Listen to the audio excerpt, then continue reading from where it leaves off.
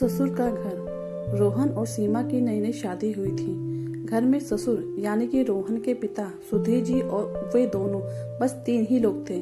इस घर को रोहन के माँ बाप ने जीवन भर पाई पाई जुटाकर बड़ी मेहनत और अरमानों से बनाया था, वरना आज के समय में मुंबई में घर बनाना तो दूर की बात है, किराए पर लेना भी बहुत बड़ी अचीवमेंट से कम नहीं है। जब रोहन कॉलेज में था तब माँ उन्हें और दुनिया को छोड़कर जा चुकी थी। एक काम वाली बाई सकू थी जो सुबह से लेकर शाम तक उनके घर का सारा काम करती थी। नई नई शादी हुई थी, इसलिए सकू बाई का दिन भर घर में रहना सीमा को बड़ी अपनी प्राइवेसी में बाधा सा लगता था।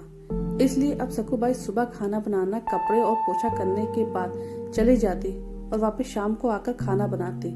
सकू बाई की दोपहर की गैर हाजिरी से कई छोटे मोटे काम दिखाई देने लगे, जिनमें से ज्यादातर काम बिना कहे सुधीर जी ये सोच कर लिया करते कि बहू को मदद हो जाएगी, लेकिन बहू सोचती कि ससुर को औरतों के काम में दखल देने की आदत है।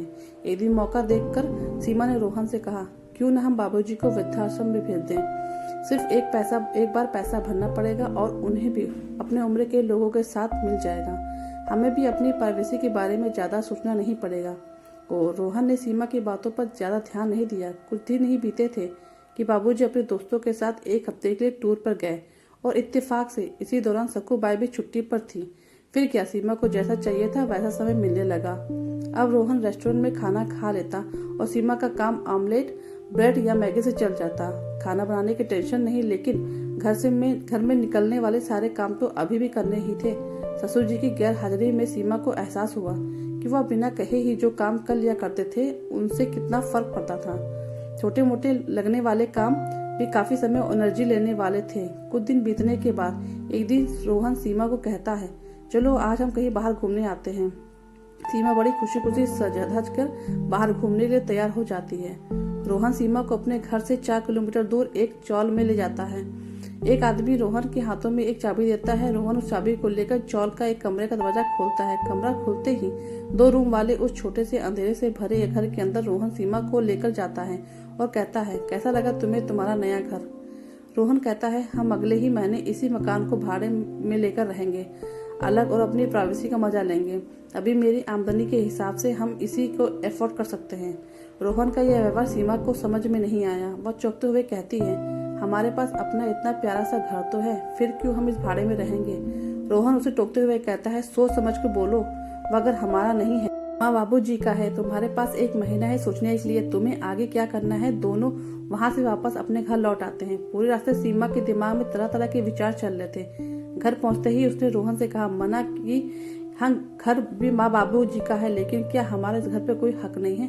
रोहन का कहा, बिल्कुल है, लेकिन माँ बाबू जी के बाद जब तक वह नहीं तब तक तो नहीं। अगर तुम्हें हक समझ में आता है तो तुम्हें जिम्मेदारियां भी समझनी आती होंगी। सिर्फ हक के बारे में सोचकर अपनी जिम्मेदारियां भूलकर स्वार्थी होना क्या भला अच्छा होता है। सीमा के पास रोहन के इस सवाल का जवाब का कोई आंसर नहीं था। जब वह सोचने लगी कि उसने अपने क्षणिक सुख के स्वार्थ के लिए इतने नीचे गिर गई, ऐसी घटिया सोच अपने दिमाग में आने दी, उसे मन ही मन पछतावा होने लगा। सीमा रोहन से बोली, मुझे माफ कर दीजिए, मैं सच में स्वार्थी हो गई थी, मुझे बहुत बड़ी गलती हो गई। रोहन बोला, तुम्हें पछतावा हो मेरे लिए काफी है, मैं तुमसे नाराज नहीं हूँ। बेटे और बहू की यह वार्तालाप सुधीर जी दरवाजे के पीछे खड़े होकर सुन रहे थे। उन्होंने आसमान की तरफ देखा और बोले, भाग्यवान तुम धन्य हो जो तुमने ऐसे बच्चे को जन्म दिया। उन्होंने दरवाजा खटखटाया। बहू ने दरवाजा खोला तो उनके हाथों में पकड़ी एक थैली में गरम गरम समोसे की सुगंध उनको आने लगी। ससुर ने अपनी बहू से कहा, वो कोने वाले हलवाई के पास से लाया हूँ मैं, तुम्हें बहुत पसंद है ना सीमा। सीमा को अपने ससुर के प्रति विचार और ससुर के प्रति प्यार, उन दोनों का फर्क समझ में आते ही उसकी आंखों में पश्चाताप के आंसू और चेहरे पर अपने परिवार के प्यार के कारण मुस्कान आ गई। दोस्तों, इसी दिमाग में दिन भर में हजारों विचार आते हैं, कुछ अच्छे और कुछ बुरे, लेकिन किसी भी विचार का शब्दों में परिवर्तन करने से पहले उनको समझना बहुत जरूरी है। अक्सर विचार और वास्तविकता एक ही दूसरे से मेल नहीं खाते।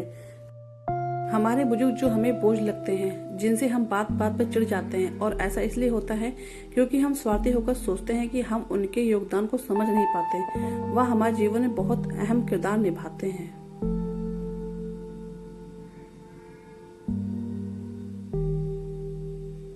तो दोस्तों, ये कैसी लगी कहानी, आपको अच्छी लगी तो चैनल को लाइक और सब्सक्राइब करिएगा और कमेंट करके जरूर बताइए किस किस के साथ ऐसा हुआ है।